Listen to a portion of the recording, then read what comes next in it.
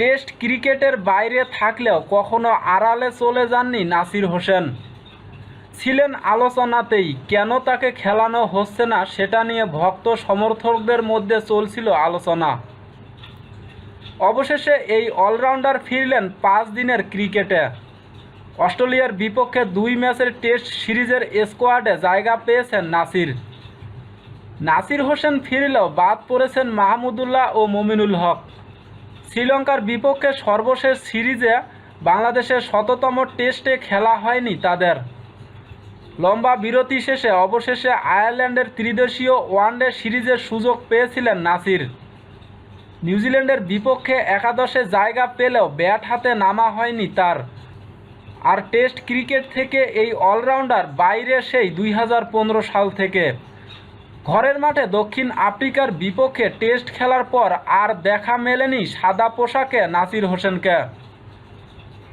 ঘরোয়া ক্রিকেটে প্রথম শ্রেণীর ম্যাচে দুর্দান্ত পারফরম্যান্স করায় অস্ট্রেলিয়ার বিপক্ষে টেস্ট স্কোয়াডে রাখা হয়েছে তাকে। এদিকে স্কোয়াডে নিজের জায়গা ধরে রেখেছেন লিটন দাস। শ্রীলঙ্কার বিপক্ষে প্রথম টেস্টে উইকেট রক্ষকের দায়িত্ব পালন করা এই ব্যাটসম্যান চোটের কারণে ছিটকে গিয়েছিলেন পরের ম্যাচে।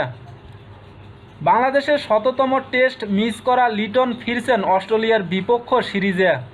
সফরকারীদের বিপক্ষে উইকেটের পিছনে থাকার সম্ভাবনাই তার বেশি। যদি তাই হয় তাহলে অধিনায়ক মুশফিকুর রহিম খেলবেন শুধু ব্যাটসম্যান হিসেবেই।